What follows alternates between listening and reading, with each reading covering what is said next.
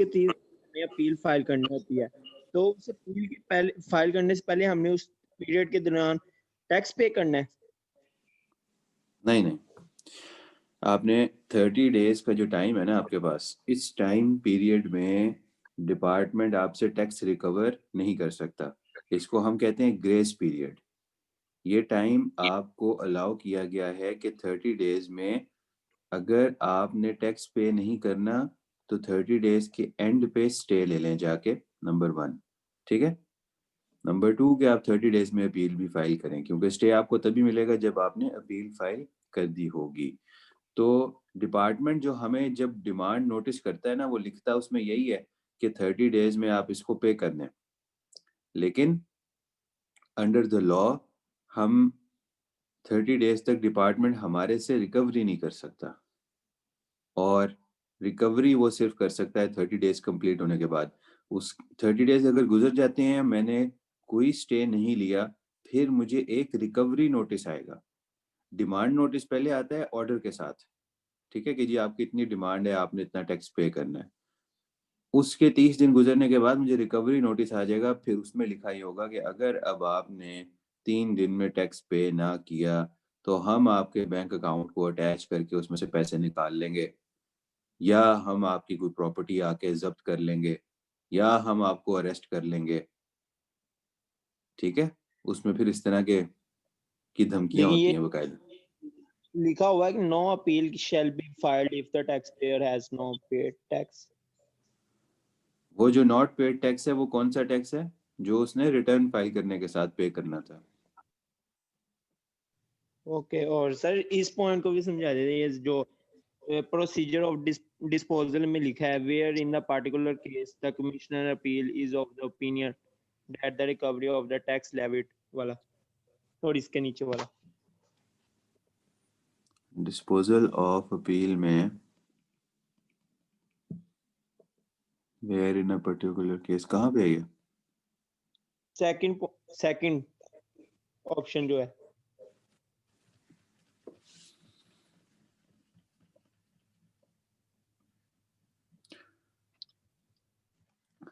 तो ये स्टे है जो अभी मैं आपको बता रहा था ना कि 30 डेज के एंड पे हमने स्टे लेना है।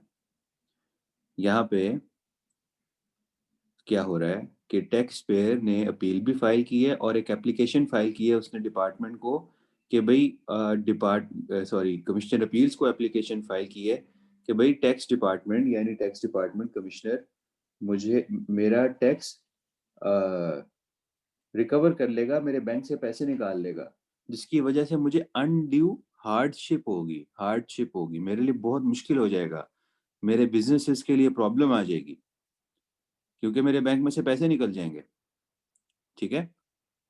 तो मुझे स्टे ग्रांट किया जाए, क्योंकि जो इसने टैक्स डिमांड रेज की है वो बोगस है, वो इनवैलिड है, वो बेसलेस है, उसके नीचे कोई स्ट्रक्चर ही नहीं है, वो हवा में खड़ी है। ठीक है। तो कमिश्नर अपील उसको स्टे ग्रांट कर देगा 30 डेज तक के लिए, जो कि फर्दर 30 डेज तक एक्सटेंड हो सकता है। ये बात लिखी हुई है यहाँ पे कि wherein a particular case the commissioner appeals is of the opinion that the recovery of tax levied shall cause undue hardship to the taxpayer। undue hardship यानी कि उस प्रॉब्लम में बिला वजह की एक ऐसी एक्सेसिव डिफिकल्टी क्रिएट कर देगा वो टैक्स पेयर के लिए कि उसके डे टू डेज रूटीन के इश्यूज के अंदर प्रॉब्लम्स आने शुरू हो जाएंगे। ठीक है। अगर एक बिजनेस में से उसका सारा कैश निकाल लिया जाए तो उस बिजनेस का क्या होगा? क्या वो बिजनेस चल सकेगा? नहीं। तो इस वजह से ये है अनड्यू हार्डशिप। तो इसके लिए जो टैक्स पेयर है वो एक एप्लीकेशन फाइल करता है। ठीक है। फिर कमिश्नर अपील उसकी बेस पे उसको स्टे ग्रांट कर देता है। ये 30 डेज के बाद हमें स्टे लेना पड़ता है, वरना हमारे अकाउंट से पैसे निकल सकते हैं। ठीक है। Okay, thank you sir. Welcome welcome. और कोई किसी ने कुछ डिस्कस करना है?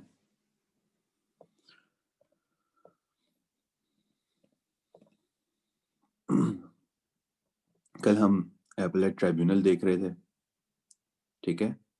हमने उसकी अपॉइंटमेंट देखा, हमने कहा ये डिपार्टमेंट से, टैक्स डिपार्टमेंट से सेपरेट है, मिनिस्ट्री ऑफ लॉ में आती है।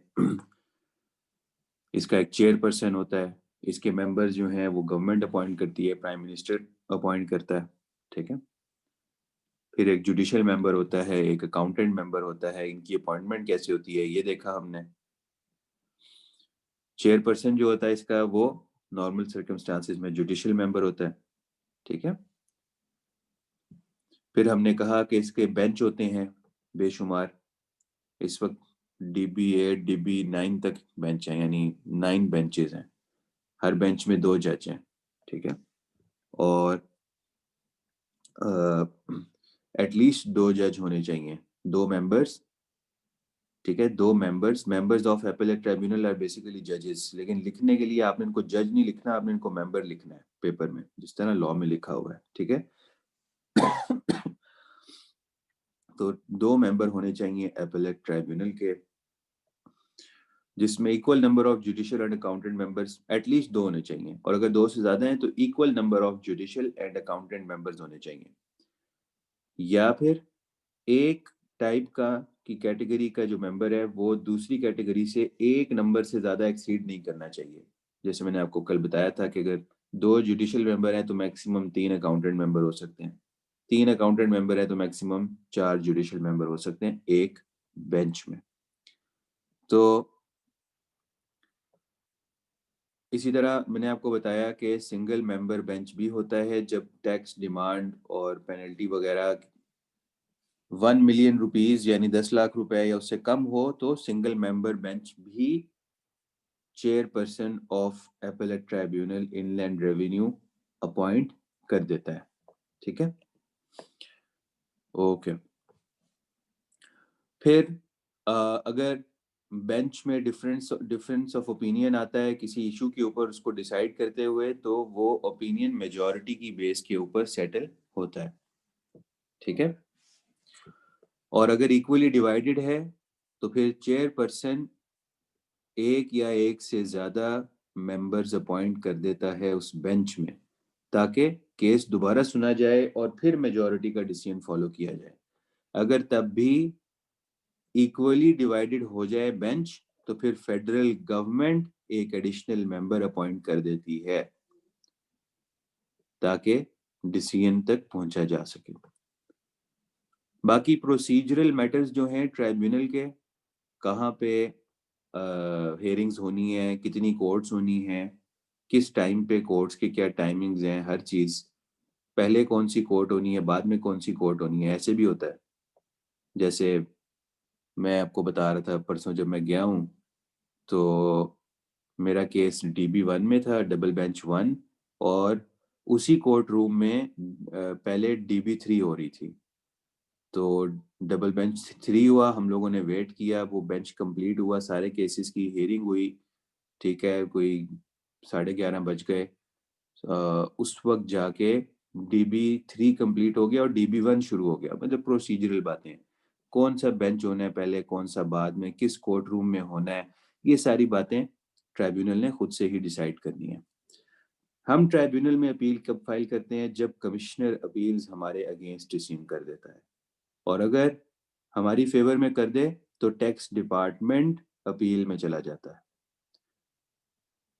हमने जब अपील फाइल करनी है तो फिर वो सारी चीज़ें जो हमने कमिश्नर अपील्स में डिस्कस की, प्रिस्क्राइब्ड फॉर्म, वेरीफाइड इन प्रिस्क्राइब्ड मैनर, ठीक है, फीस उसकी साथ होगी, 5,000 कंपनी की है, 2,500 अदर देन कंपनी के केसेस में है। हाँ, जब कमिश्नर अपील फाइल कर रहा होता है तो उसको कोई फीस पे करने की ज़रूरत नहीं होती, क्योंकि वो गवर्नमेंट के बिहाफ पे कर रहा है, तो गवर्नमेंट किसी किस्म की फीस पे अपने आप को नहीं करेगी। तो टाइमलाइन क्या है? कमिश्नर अपील के ऑर्डर के बाद ट्राइब्यूनल में अपील फाइल करने की 60 डेज, 60 डेज, ठीक है। और अगर 60 डेज गुजर गए हैं तो तब if there is a valid reason, तो तब भी ट्राइब्यूनल एक्सेप्ट कर सकता है 60 डेज गुजर जाने के बाद, ठीक है। अच्छा,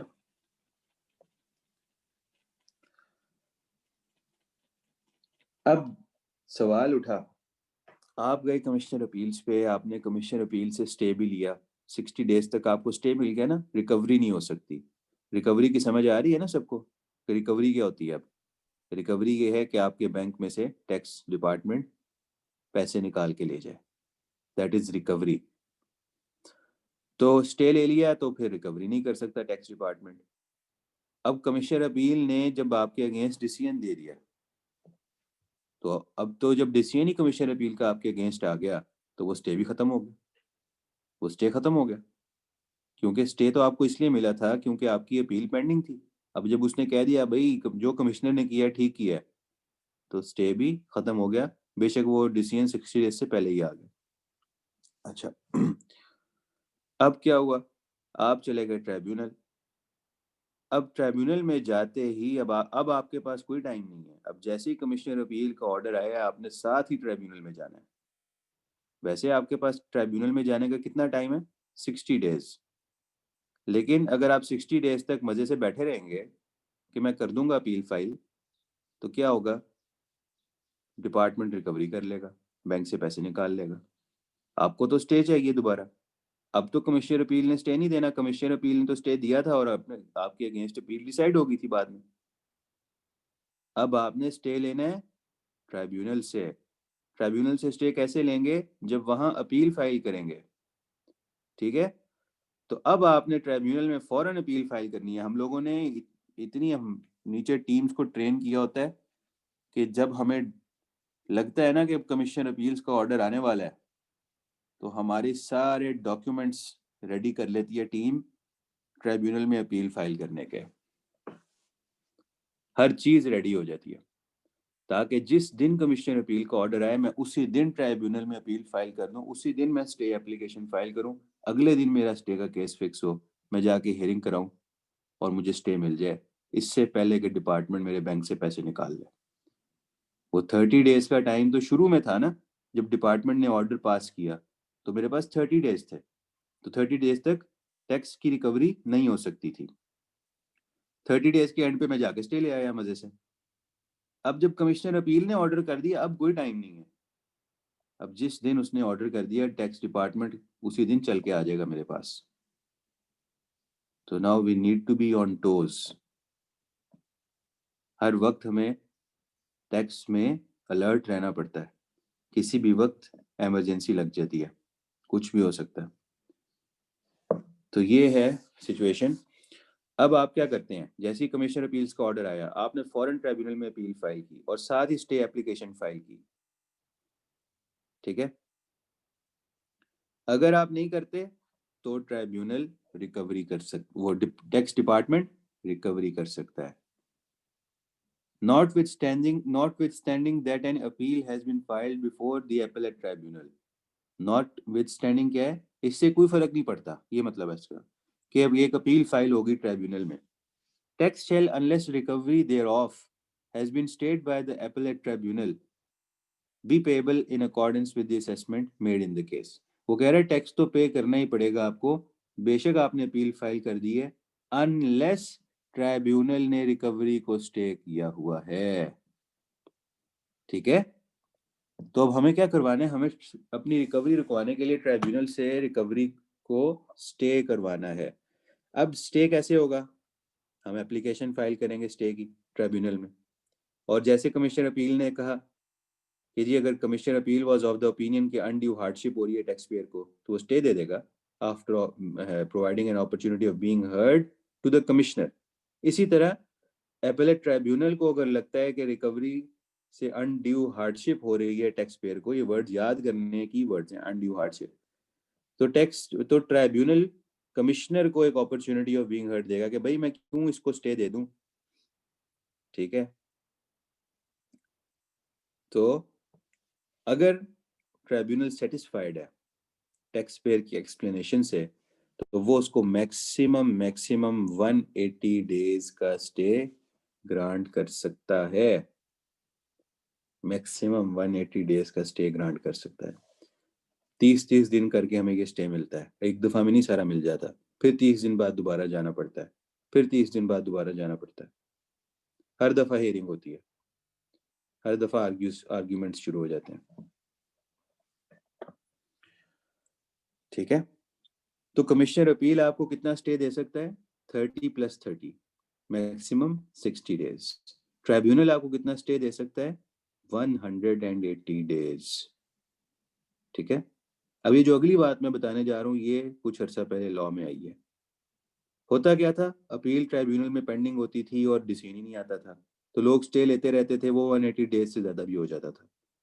तो ट्राइब्यूनल किसी को 300 दिन का स्टे दे रहा है, मैंने खुद 500 दिन के स्टे लिए हुए हैं। अब क्या हुआ, लॉ ने एक अमेंडमेंट ऐड कर दी लॉ में। उन्होंने कहा कि भाई जब ट्राइब्यूनल ने स्टे दिया हुआ है ना और उस स्टे को 180 दिन हो गए हैं, उसके बाद बेशक ट्राइब्यूनल स्टे देता रहे, कमिश्नर फिर भी रिकवरी कर सकता है। हमने सिर्फ 180 दिन तक स्टे की डिमांड की रिकवरी को रोकना है।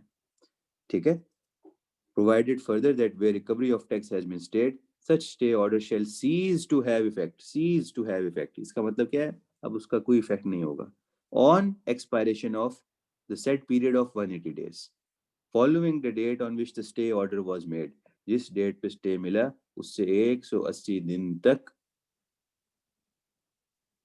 स्टे ऑर्डर माना जाएगा। उसके बाद बेशक ट्राइब्यूनल और 180 से लेके मुझे 250 डेज तक का स्टे देते, कमिश्नर नहीं मानेगा। उस स्टे के होते हुए भी कमिश्नर रिकवरी कर सकता है।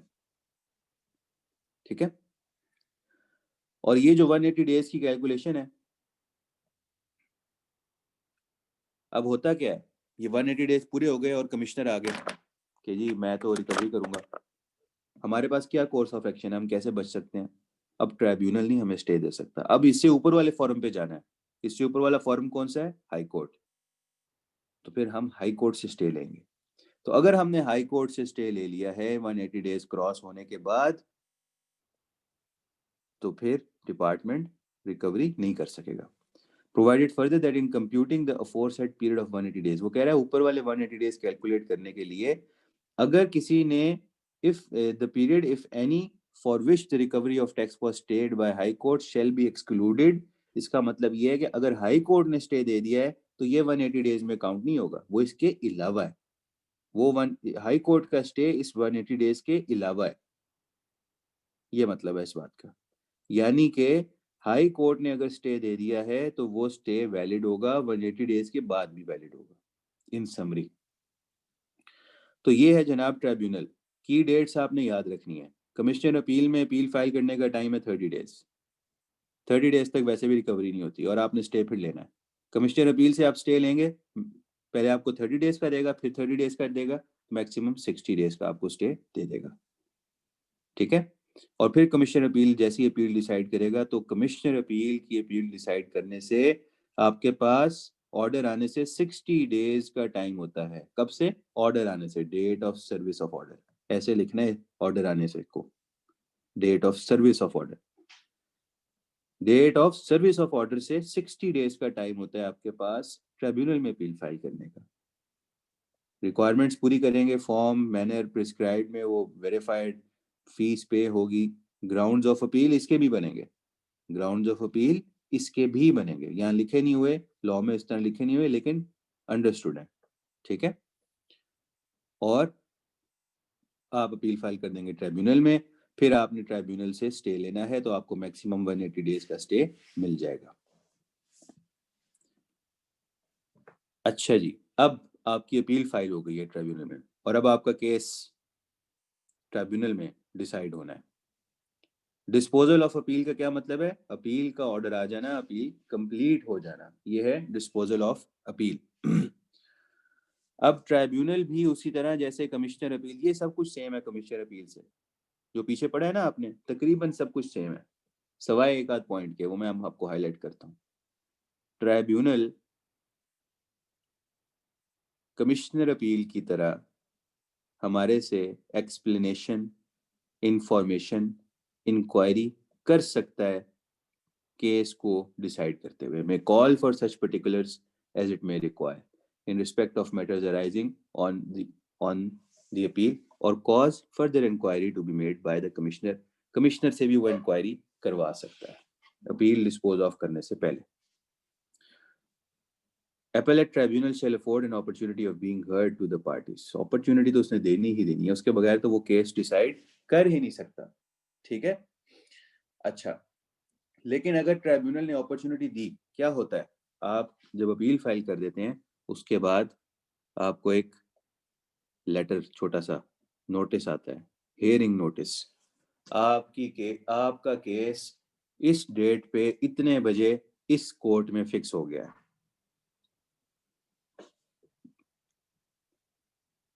अब अगर आप गलती से भी उस दिन ट्राइब्यूनल टाइम पे नहीं पहुंच पाते, फिर आप काम से गए. ट्राइब्यूनल आपके अगेंस्ट ऑर्डर कर देगा बगैर आपको सुने.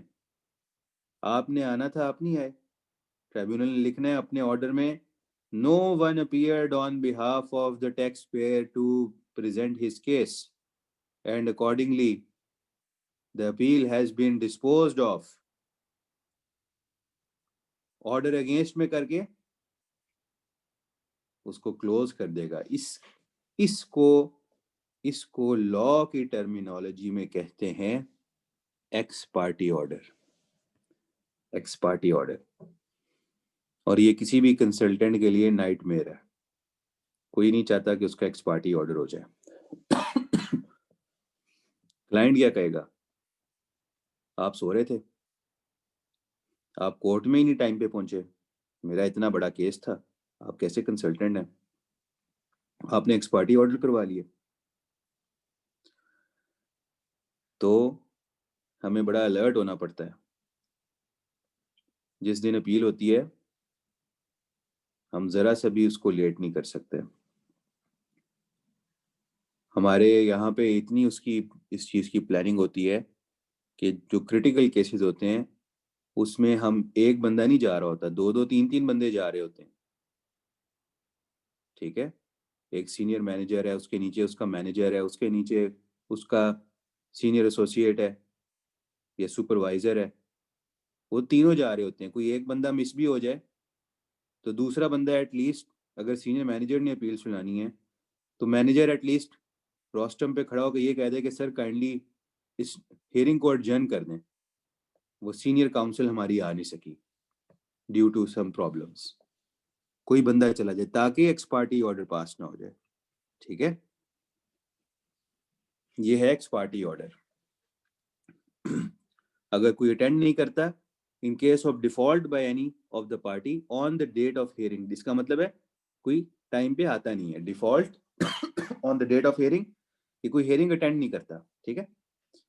तो ट्राइब्यूनल में प्रोसीड एक्स पार्टी यानी उस पार्टी के बगैर ही खुद से ही ऑर्डर कर देगा on the basis of available record. देखिए, लॉ ने ये नहीं कहा कि खिलाफ कर देगा. लॉ ने कहा है कि वो जो रिकॉर्ड ट्राइब्यूनल के पास है उसकी बेस पे ऑर्डर करेगा, देख के करेगा. नॉर्मली खिलाफ होता है. गवर्नमेंट ऑफिसर या जजेस जो बैठे हैं वो कहते हैं हम क्यों देखें, जो बंदा जिसका केस है वो खुद ही इंटरेस्टेड नहीं है तो हम क्यों इंटरेस्ट लें इसमें.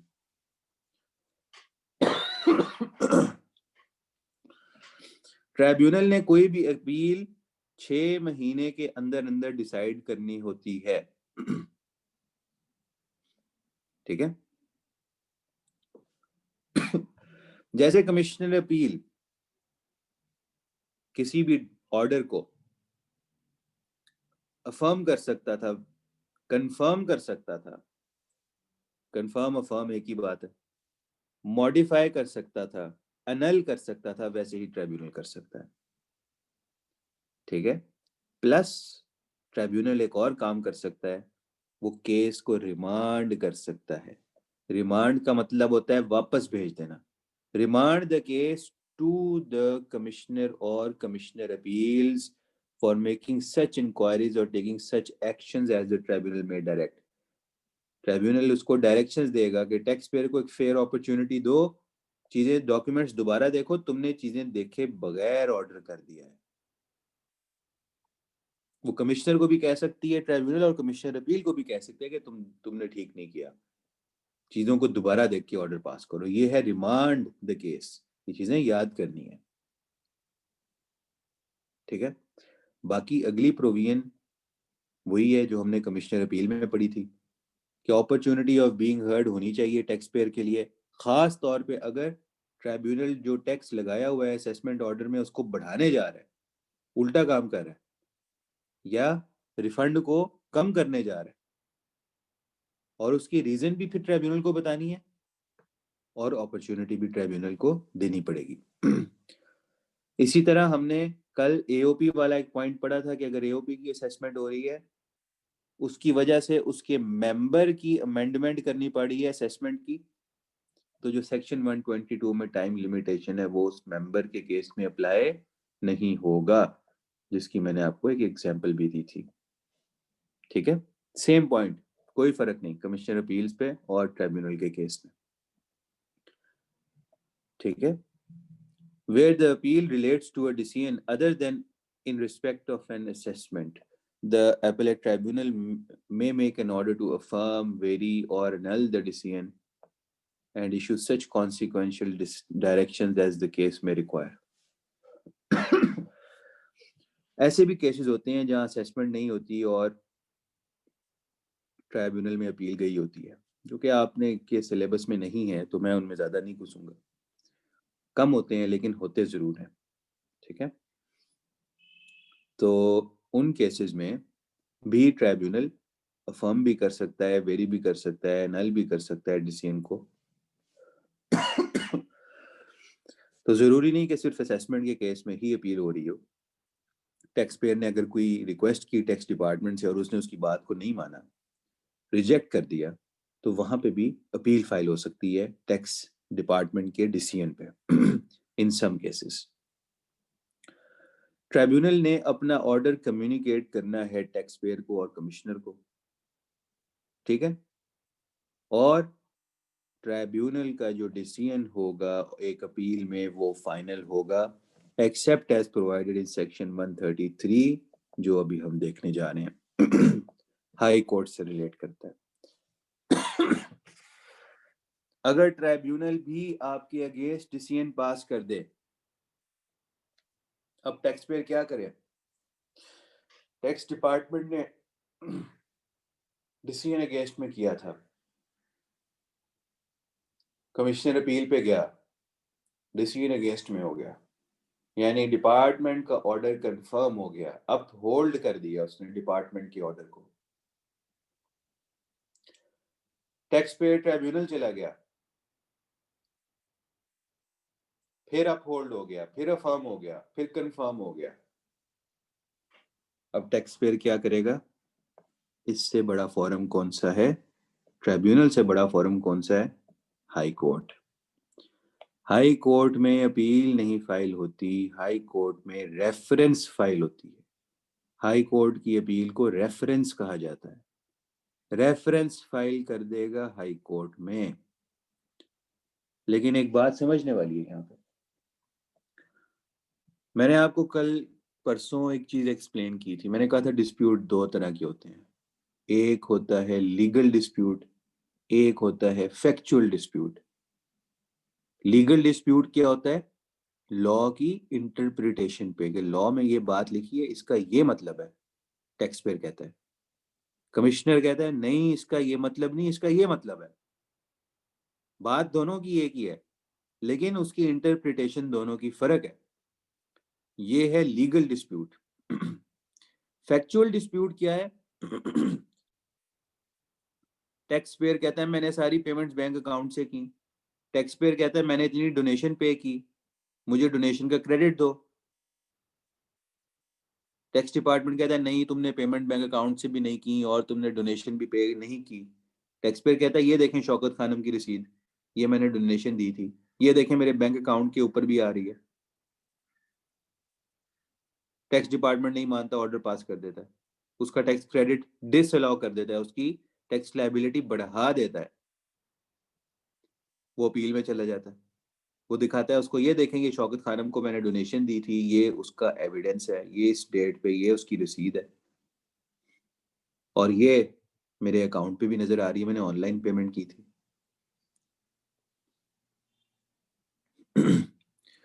ये कौन सा डिस्प्यूट है? Factual dispute. फैक्ट्स क्लियर नहीं हो रहे। फैक्ट्स क्या है केस के? ठीक है, यहां पहले फैक्ट्स क्लियर करने हैं।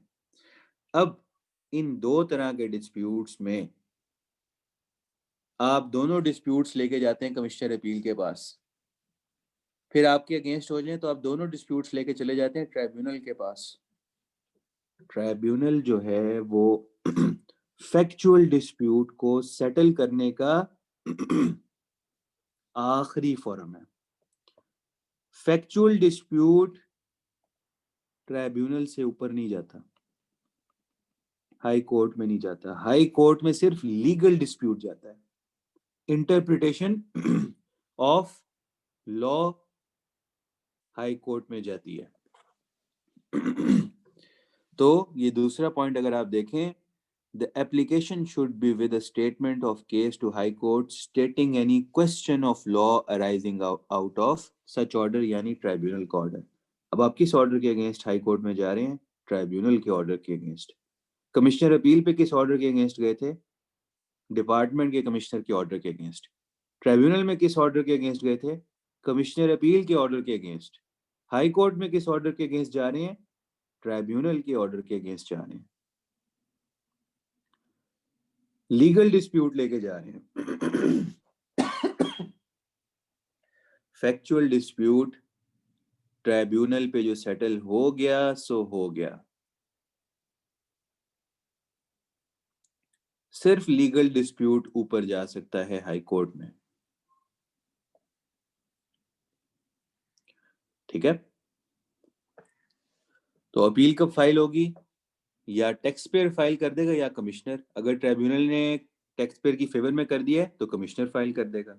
Who is aggrieved, who find themselves aggrieved upon the order of the tribunal can made an application in the prescribed form to the high court। ये रेफरेंस फाइल होगी विद इन टाइम क्या है? 90 days. 30 दिन बढ़ते जा रहे हैं।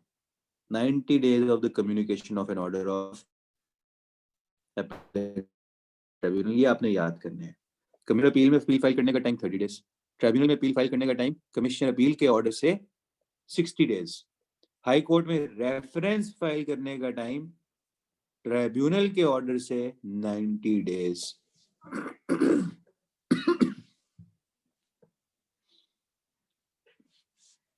ठीक है, एप्लीकेशन फाइल होगी स्टेटिंग क्वेश्चंस ऑफ लॉ।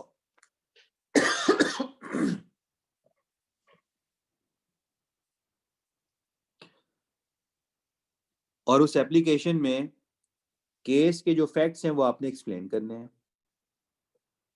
ठीक है, और the determination of the tribunal, tribunal ने उनको कैसे डिसाइड किया वो बताना है, और क्वेश्चन ऑफ लॉ जो उनमें से अराइज होता है जिसके ऊपर अब आप रेफरेंस फाइल कर रहे हैं वो आपने बताना है। अब हाई कोर्ट जो है ये कोई छोटी चीज नहीं है, ये ट्राइब्यूनल से भी ऊपर है, और इसके ऊपर आखिरी कोर्ट है हमारी सुप्रीम कोर्ट। ठीक है, हाई कोर्ट एक बहुत बड़ा फोरम है। अब हाई कोर्ट में इसलिए वो छोटी छोटी बातें, फैक्चुअल इश्यूज लेके डिस्कस अपील नहीं करते। वो कहते हैं ये चीजें नीचे सेटल करके आए, इसलिए फैक्ट्स वहां पे डिसाइड नहीं होते। हाई कोर्ट इसलिए नहीं बैठी हुई कि देखे बैंक स्टेटमेंट में ये आ रहा है कि नहीं आ रहा, वो लॉ को डिसाइड करने बैठे हुए। लॉ का ये मतलब है, लॉ का ये मतलब नहीं है। ठीक है, अच्छा, अब क्या होता है कि आप जब अपील रेफरेंस फाइल कर देते हैं हाई कोर्ट में, तो सबसे पहले उस रेफरेंस को एक सेपरेट बेंच स्टडी करता है कि क्या ये अपील हाई कोर्ट को सुननी भी चाहिए कि नहीं। इसको कहते हैं leave to grant. Leave to grant, law की वर्डिंग में इसको कहते हैं लीव टू ग्रांट। यानी कि अगर किसी को लीव टू ग्रांट मिल जाती है तो उसका केस हाई कोर्ट सुनेगी। अगर किसी को लीव टू ग्रांट नहीं मिलती है वो केस हाई कोर्ट नहीं सुनेगी। ये बात इसने यहाँ लिखी है, where on an application of the High Court, where on an application the High Court is satisfied that a question of law arises out of the order of appellate tribunal, it may proceed to hear the case. Case कब सुनेगी? जब it is satisfied कि यहाँ पे question of law arise होता है, ठीक है? High court के अंदर भी ट्राइब्यूनल की तरह नॉट लेस देन 2 जजेस केस को सुनेंगे, ठीक है?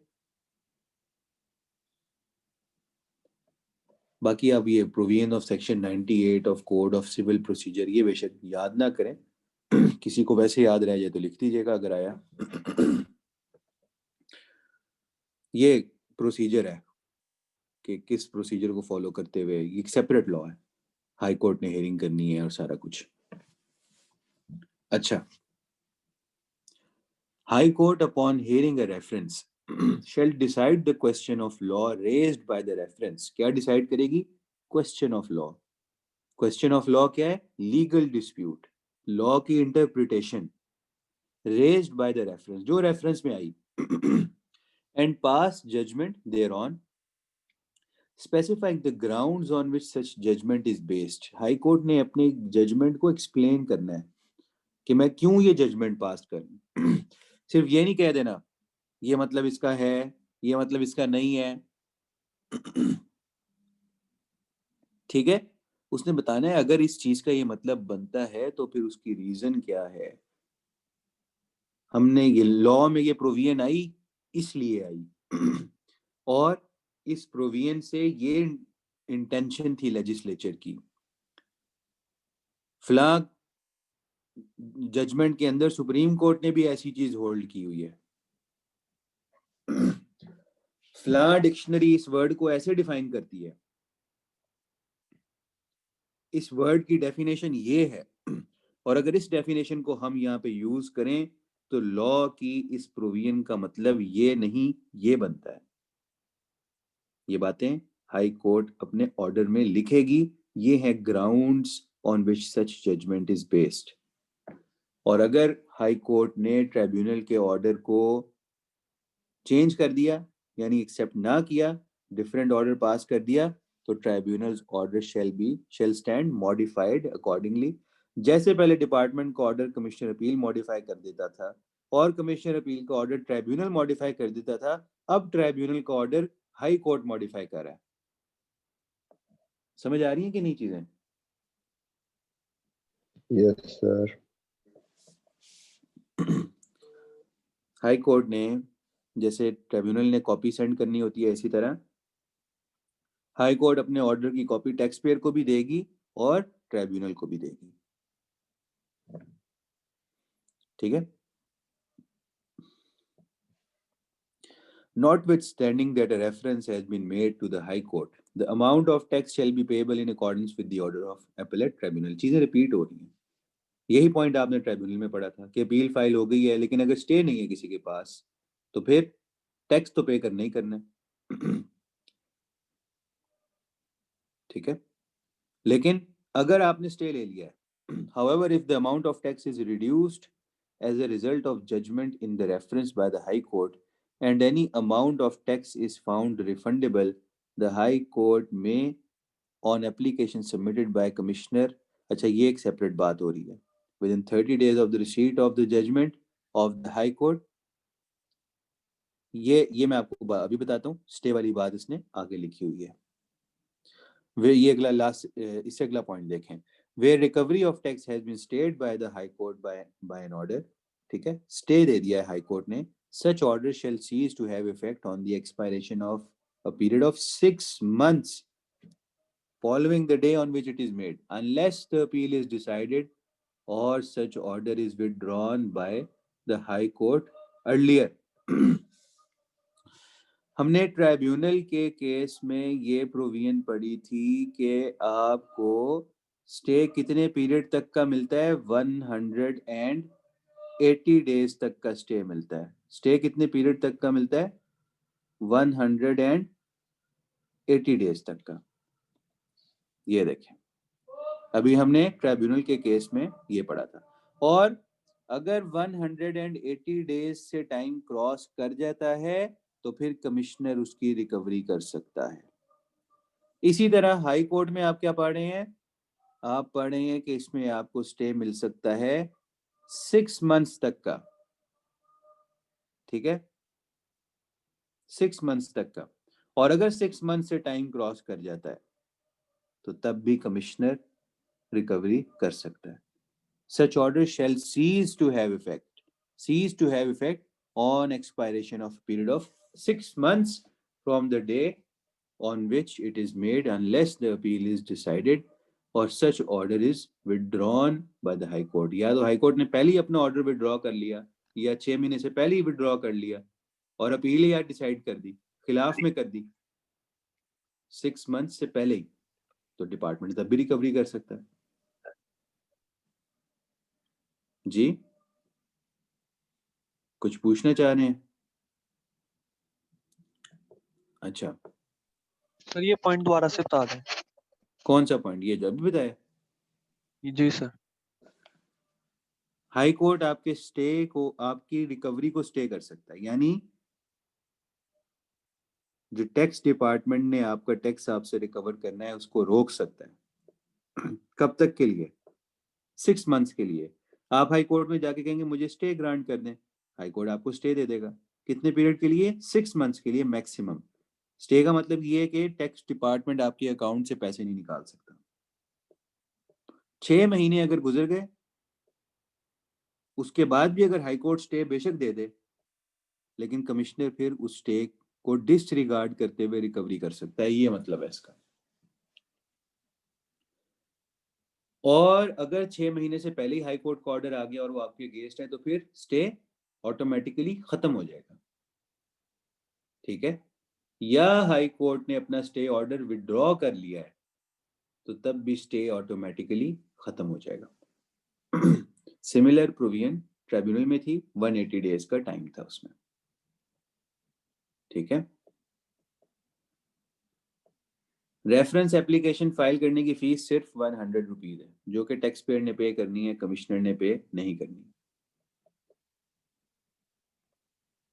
ठीक है। और आखिरी बात जो आपको इसमें बतानी है मैंने, वो ये है कि अगर हाई कोर्ट की जजमेंट आ गई है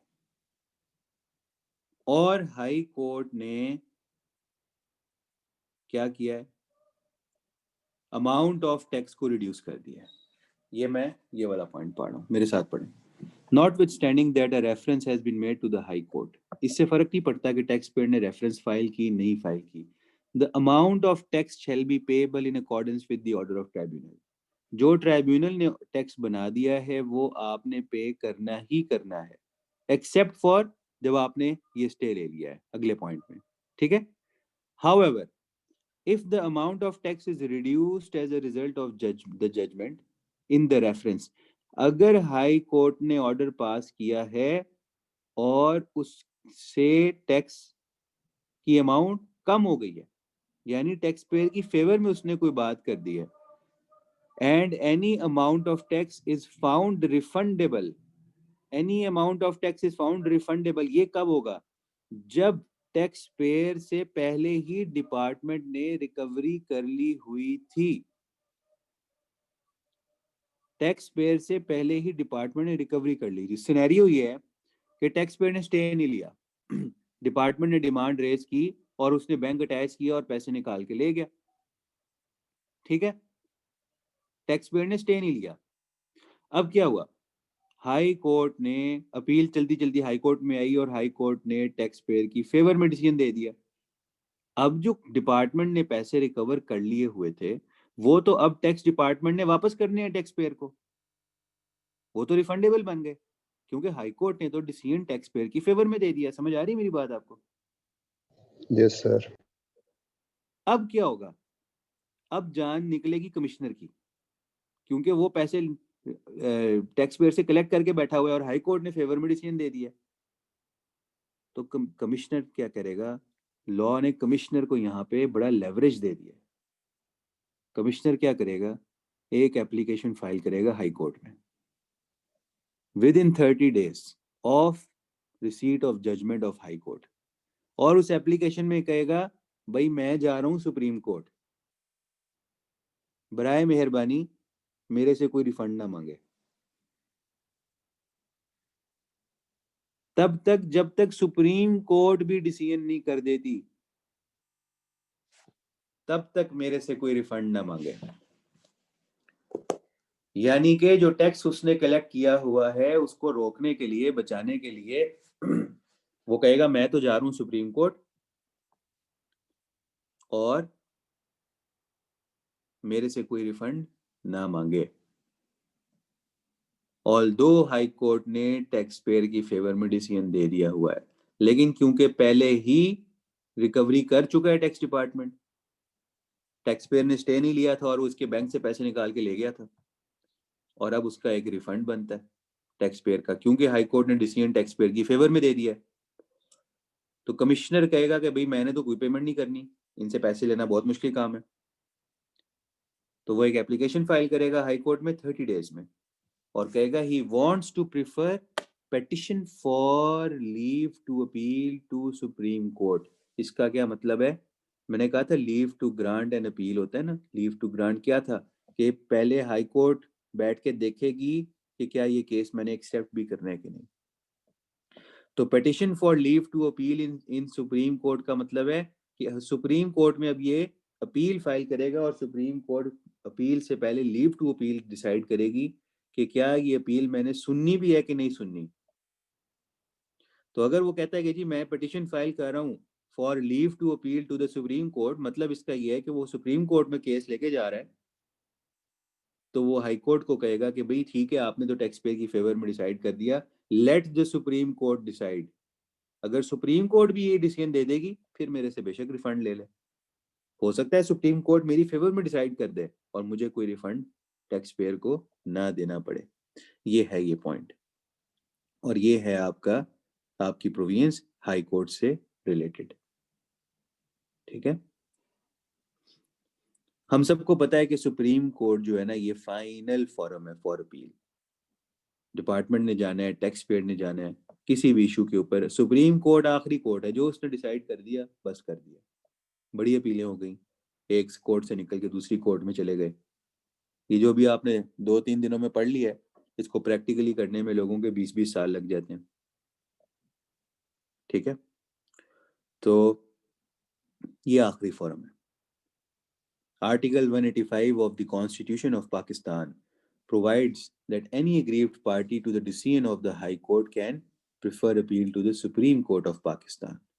ठीक है, इनकम टैक्स ऑर्डिनेंस में कोई स्पेसिफिक प्रोविजन इसके बारे में नहीं है, लेकिन क्योंकि कॉन्स्टिट्यूशन में प्रोविजंस मौजूद हैं तो we can file an appeal before Supreme Court, और रूटीन में फाइल अपीलें होती रहती हैं।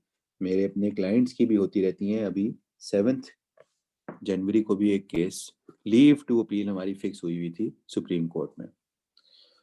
एज चार्टर्ड अकाउंटेंट्स हम लोग हाई कोर्ट और सुप्रीम कोर्ट में नहीं जाते, हम लोग सिर्फ ट्राइब्यूनल तक केस करते हैं। जब ट्राइब्यूनल से केस ऊपर चला जाता है तो फिर लॉयर्स केस करते हैं, सीएज नहीं करते। सीए के पास सिर्फ पावर्स हैं ट्राइब्यूनल तक केस को प्रेजेंट करने की। हाई कोर्ट में हम नहीं जा सकते, वो सिर्फ लॉयर्स जा सकते हैं। तो ये है हमारी स्टोरी सुप्रीम कोर्ट तक की। कोई क्वेश्चन? सर हमको तो सुप्रीम कोर्ट के पास ही जाना पड़ रहा है। जी सर एंड पे तो सुप्रीम कोर्ट के पास ही जाना पड़ेगा। एंड पे तो सुप्रीम कोर्ट के पास जाना पड़ेगा अगर अपील फाइल होती गई।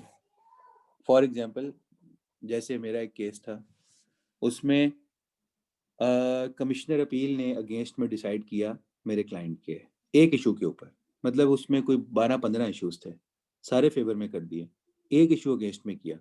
तो मेरे क्लाइंट ने मुझे कहा कि हमने इस पे ट्राइब्यूनल में नहीं जाना, इस इशू को अब एक्सेप्ट कर लेते हैं, कंसीड कर लेते हैं। कंसीड यानी एक्सेप्ट कर लेते हैं। ठीक है, मैंने कहा ठीक है जो आपकी मर्जी है। 35 मिलियन की उसके अंदर एडिशंस थी। तो हमने उस पर अपील ही नहीं फाइल की, तो जब हमने अपील ही नहीं फाइल की, केस क्लोज हो गया। ठीक है, तो कोई ट्राइब्यूनल भी नहीं गया। इस तरह डिपार्टमेंट भी ज्यादातर केसेस में अपील फाइल कर देता होता है, तो इसलिए नॉर्मली बहुत से cases question of law supreme court तक जाता है। ये चीज याद रखें, मैंने आपको बताई है। फैक्चुअल डिस्प्यूट ट्राइब्यूनल पे सेटल हो जाता है। तो हमारी जो ट्राइब्यूनल है, that is the final forum for settling a factual dispute. इससे ऊपर अगर आप जाएंगे तो सिर्फ क्वेश्चन ऑफ लॉ लेके जाएंगे, आप फैक्ट्स लेके जाएंगे तो आपको लीव टू अपील ग्रांट ही नहीं होगी। लीव टू अपील आपको ग्रांट ही नहीं होगी हाई कोर्ट में।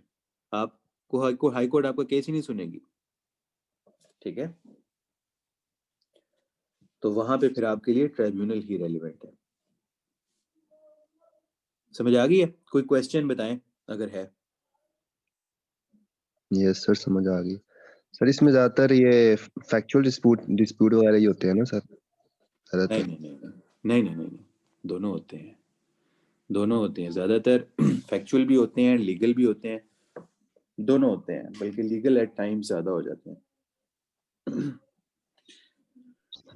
सर ये 30 डेज जो रिकवरी वाला है, ये दोबारा समझा दें एक बार। कौन से रिकवरी वाला, यानी डिपार्टमेंट के नोटिस के बाद वाले 30 डेज?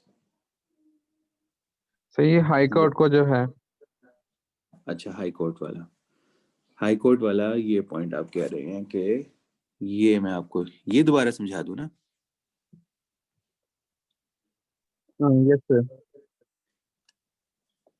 ये सिनेरियो ये है कि टैक्स डिपार्टमेंट ने डिमांड निकाली और आपके अकाउंट से पैसे ले गया। आप स्टे नहीं ले सके, आपने स्टे लिया नहीं, आपको स्टे मिला नहीं, आप अपने क्लाइंट को के लिए स्टे नहीं ला सके, तो वो क्लाइंट के अकाउंट में से, टैक्स पेयर के अकाउंट में से पैसे निकाल के ले गया। अब केस कमिश्नर अपील ने भी अगेंस्ट में टैक्स पेयर के डिसाइड कर दिया, ट्राइब्यूनल ने भी टैक्स पेयर के अगेंस्ट में डिसाइड कर दिया, हाई कोर्ट में गया वो, उसने टैक्स पेयर की फेवर में डिसाइड कर दिया। अब जो टैक्स पेयर की फेवर में जब केस डिसाइड हो गया, तो जो पैसे टैक्स डिपार्टमेंट ने, कमिश्नर ने निकाल लिए थे उसके अकाउंट में से, वो तो फिर उसको वापस मिलने चाहिए ना। अब टैक्स पेयर क्या कहेगा? मुझे रिफंड करो मेरे पैसे। हाई कोर्ट का डिसीजन मेरी फेवर में आ गया, लेकिन कमिश्नर कहेगा मैंने नहीं करने रिफंड। वो एक एप्लीकेशन फाइल कर देगा हाई कोर्ट को और कहेगा कि जी मैं तो लीव टू अपील फाइल कर रहा हूं सुप्रीम कोर्ट में, तो मेरा केस अब जब सुप्रीम कोर्ट डिसाइड करेगी तब देखेंगे रिफंड होना है कि नहीं होना। तो वो ये 30 days from the date of judgment of high court के ऑर्डर आने के 30 दिन में उसने ये पिटिशन फाइल करनी है, एक एप्लीकेशन फाइल करनी है हाई कोर्ट के साथ कि वो अपील फाइल करने जा रहा है सुप्रीम कोर्ट में, petition for leave to appeal file करने जा रहा है सुप्रीम कोर्ट में, ताकि सुप्रीम कोर्ट भी अब इस केस को डिसाइड करे, और अगर उसने भी टैक्स पेयर की फेवर में डिसाइड किया तो तब ये रिफंड देगा, वरना ये रिफंड नहीं करेगा टैक्स को जो इसने पहले से ही रिकवर कर लिया हुआ है। आगे समझ? हाँ यस सर। अगर सर वो इनके रिटर्न कर दे पैसे, तो अगर अपील ना करे सुप्रीम कोर्ट में, हाँ, तो रिटर्न करने पड़ेंगे उसको। अगर वो अपील ना करे सुप्रीम कोर्ट में तो पैसे रिटर्न करने पड़ेंगे, और वो पैसे तो टैक्स पेयर के हैं, क्योंकि टैक्स पेयर की फेवर में हाई कोर्ट का डिसीजन आ गया हुआ है। ठीक है, नहीं समझ आई?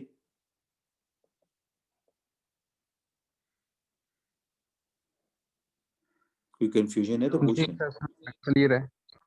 क्लियर है? चलो, गुड गुड। अच्छा जी, ये नॉर्मल चैनल था हमारा, commissioner appeal, tribunal, high court, supreme court. एक ऑल्टरनेट चैनल भी है, एक सेपरेट चैनल भी है डिस्प्यूट को रिजॉल्व करने का, वो है ADRC, alternative dispute resolution committee. आपको नाम से पता लग गया कोई कोर्ट नहीं है, ये कोई कोर्ट नहीं है, ये कमेटी है। कमेटी क्या होगी? जिसमें कुछ बंदे बैठे होते हैं, एक कमेटी बैठ गई है भाई केस को डिसाइड करने, ठीक है। ये आप समझें कि एक किस्म का लॉ ने कोशिश की है कि टैक्स पेयर को एडिशनल रिलीफ दे दें कि वो कोर्ट्स में धक्के खाने के बजाय एडीआरसी के आगे आके अपना केस सुना दे। तो लॉ में एडीआरसी की प्रोविजंस मौजूद है, ऑल्टरनेटिव डिस्प्यूट रेजोल्यूशन कमेटी, ये एडीआरसी। अब एडीआरसी क्या है? Dispute resolution committee. आपने बेशक किसी केस में अपील फाइल कर दी है और आपका केस किसी कोर्ट में पेंडिंग है, आप चाहें आप बोर्ड से रिक्वेस्ट करेंगे, फेडरल बोर्ड ऑफ रेवेन्यू से, कि यार मेरे लिए ना प्लीज एक एडीआरसी बना दें, मैं चाह रहा हूं कि मैं अपना केस एडीआरसी को सुनाऊं, ठीक है। Notwithstanding any other provision of this ordinance, ये बड़ी इंपॉर्टेंट टर्मिनोलॉजी है लॉ की। Notwithstanding any other provision of ordinance, मैंने पहले भी बताई थी, कोई फर्क नहीं पड़ता पूरे लॉ में बाकी जिस जगह पे जो मर्जी लिखा हुआ है, ये मतलब है इसका, और the rules made thereunder, या उस लॉ के नीचे जो रूल्स बने हुए हैं उसमें जो मर्जी लिखा हुआ है, इससे कोई फर्क नहीं पड़ता, ठीक है। इससे कोई इम्प्लीकेशन नहीं आती किस बात पे, जो बात हम करने जा रहे हैं उस पे। An aggrieved person in connection with any dispute pending before a court of law or an appellate authority pertaining to liability of tax against the aggrieved person or admissibility of refunds as the case may be. The extent of waiver of default surcharge and penalty or any other specific relief required to resolve the dispute. अब ये सारी बात जो इसने की है ना, आप इसको कैसे पढ़ें? आप इसको पढ़ें, an aggrieved person may apply to the board for appointment of a committee for resolution of any hardship or dispute. वो डिस्प्यूट कौन सा होगा? टैक्स लाइबिलिटी होगी, टैक्स बढ़ा दिया मेरा, या रिफंड कम कर दिया, या डिफॉल्ट सरचार्ज लगा दिया, या पेनल्टी लगा दिया, या कोई भी रिलीफ लेना है किसी भी डिस्प्यूट पे। इससे फर्क नहीं पड़ता ऑर्डिनेंस में कहीं और क्या लिखा है, रूल्स में कहीं और क्या लिखा है, कोई दूसरी प्रोविजन आपको एडीआरसी के पास जाने से नहीं रोक सकती, ये मतलब है इसका, ठीक है। तो अगर आपकी टैक्स लायबिलिटी बढ़ा दी है डिपार्टमेंट ने, या रिफंड कम कर दिया है, ठीक है, या आप पे डिफॉल्ट सरचार्ज और पेनल्टी लगा दी है और आप उसको वेव करवाना चाह रहे हैं, तो आप बोर्ड को लिखें कि मेरे लिए आप एक कमेटी बना दें, ठीक है। बोर्ड आपके लिए एक कमेटी बनाएगा। उस कमेटी में कौन होगा? उस कमेटी में एक चीफ कमिश्नर होगा और कोई से 2 बंदे होंगे जो बोर्ड डाल दे। वो चार्टर्ड अकाउंटेंट्स भी हो सकते हैं, वो कॉस्ट एंड मैनेजमेंट अकाउंटेंट्स भी हो सकते हैं, वो वकील भी हो सकते हैं, एडवोकेट्स, लेकिन उनका 10 साल का एक्सपीरियंस होगा in the field of taxation, और रिप्यूटेबल टैक्स पेयर या रिप्यूटेबल बिजनेसमैन, तो मशहूर बिजनेसमैन जो बहुत टैक्स पे करता है, वो भी उसमें हो सकता है, उस कमेटी में। ये कमेटी एप्लीकेशन फाइल करने के 60 डेज में फाइल होनी बनानी है बोर्ड ने, ठीक है। 60 डेज में बोर्ड ने ये कमेटी बनानी है एप्लीकेशन फाइल करने के, ठीक है। कोई भी डिस्प्यूट किसी भी कोर्ट में पड़ा है which is under litigation in any court of law और एपेलेट अथॉरिटी, कहीं भी पड़ा है, आप उस पे एडीआरसी बनवा सकते हैं। एक्सेप्ट कहां एडीआरसी नहीं बन सकती? जहां पे क्रिमिनल प्रोसीडिंग्स इनिशिएट हो गई हैं, क्रिमिनल प्रोसीडिंग्स, कोई क्राइम था, फ्रॉड का कोई ऐसा केस है, क्रिमिनल प्रोसीडिंग्स, किसी ने जानबूझ के फ्रॉड किया था गवर्नमेंट को नुकसान पहुंचाने के लिए, ये नहीं हमारे क्लाइंट्स की तरह कि गलती से कुछ गलत हो गया, अगर गलती थी भी, या फिर लॉ के इंटरप्रिटेशन का डिस्प्यूट है। किसी ने क्रिमिनल प्रोसीडिंग्स इनिशिएट की, किसी ने फेक बिजनेस शुरू किया हुआ था जो कि टैक्स रिफंड बना के क्लेम करता रहता था गवर्नमेंट से, फेक रिटर्न फाइल होती थी उसकी, कुछ था ही नहीं। अगर इस तरह के हालात हैं फिर कोई एडीआरसी नहीं बननी ऐसे बंदे के लिए, ठीक है।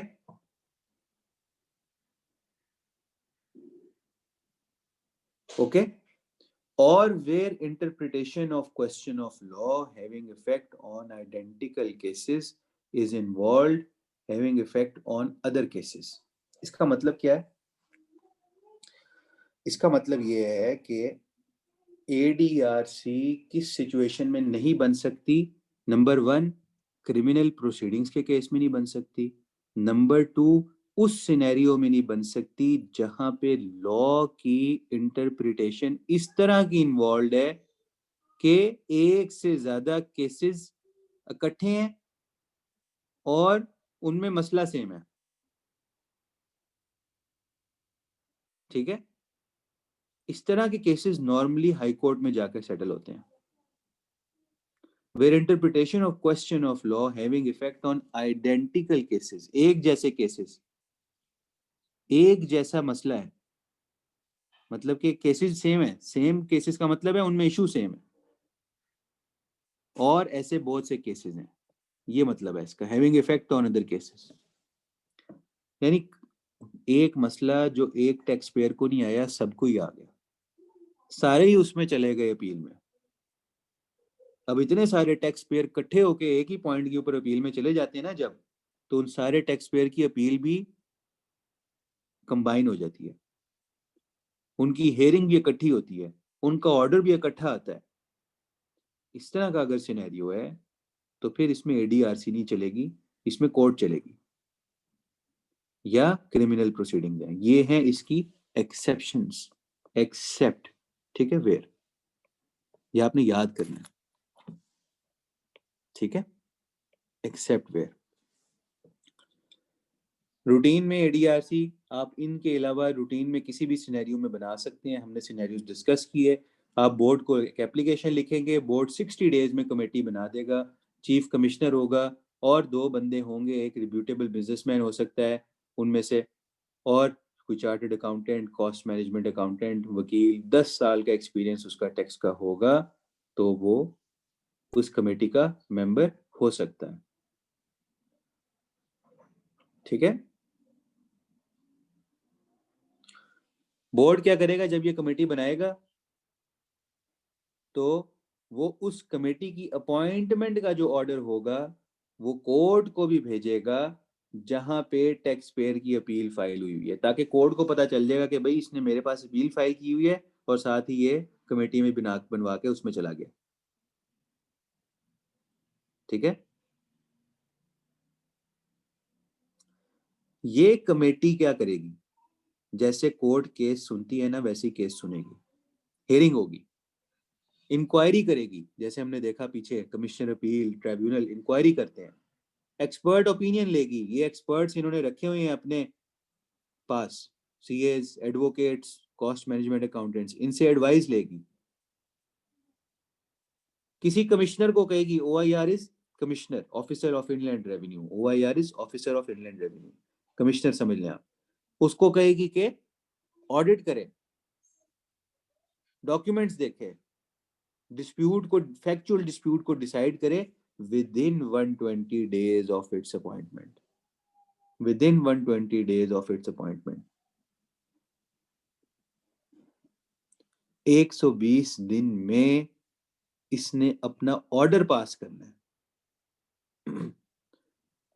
इस कमेटी ने 120 दिन में अपना ऑर्डर पास करना है, और जिस तरह कमिश्नर अपील और ट्राइब्यूनल टैक्स की रिकवरी को स्टे कर देते थे, उसी तरह ये ADRC भी स्टे कर सकती है रिकवरी को for a period not exceeding 120 days. Commissioner appeal कितना कर सकता था?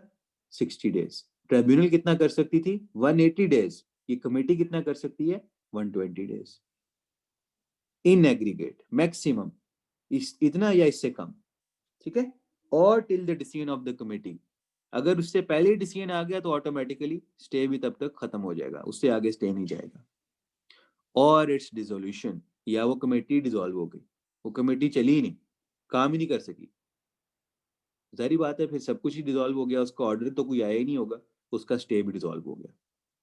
विच एवर इज अर्लियर, जो काम इनमें से पहले हो गया, 120 दिन पूरे हो गए, या कमेटी का डिसीजन आ गया, या कमेटी डिसॉल्व होगी, जो काम पहले हो गया उस डेट पे स्टे आपका अगर कोई था भी वो खत्म हो गया, ठीक है। ये कमेटी जो भी डिसीजन देगी वो कमिश्नर के ऊपर बाइंडिंग होगा, वैसे ही जैसे कोर्ट का डिसीजन बाइंडिंग होता है, ठीक है। लेकिन कब बाइंडिंग होगा?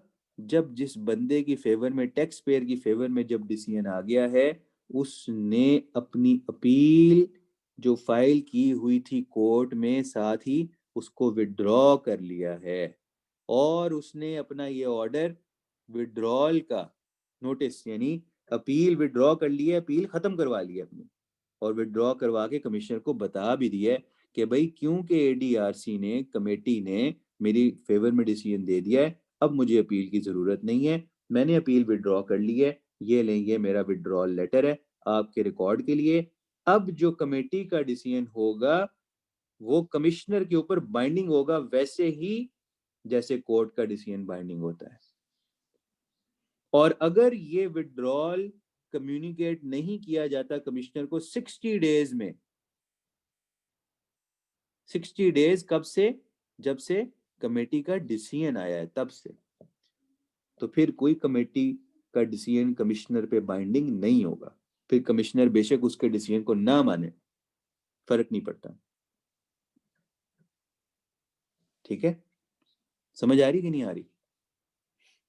टाइम बिल्कुल खत्म हो रहा है और दो ये पॉइंट भी थोड़ा सा रह गया, तो मेरे ख्याल से हम यहाँ रुकते हैं, इसको इंशाल्लाह कल कंक्लूड कर लेंगे, थोड़ा सा रह गया। रूल्स और फॉर्मेशन ऑफ ADRC हैं, और आगे कल इंशाल्लाह आपका ये टॉपिक कंप्लीट हो जाएगा और आपकी इनकम टैक्स की थ्योरी कंप्लीट हो जाएगी। शुरू के 1-2 टॉपिक्स हैं वो हमने करने हैं, तो इसको पढ़ के आइएगा, कोशिश कीजिएगा एंड तक पढ़ लीजिएगा, आसान है, कोई इतना मुश्किल नहीं है, मैं आपको इंशाल्लाह एलैबोरेट कर दूंगा। कोई क्वेश्चन किसी का है तो पूछ लें। No sir. चलें, वेल डन, ओके जी, thank you so much.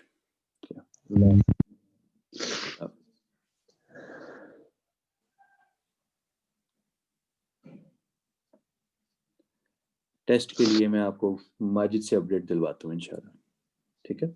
Okay जी, अल्लाह हाफिज़।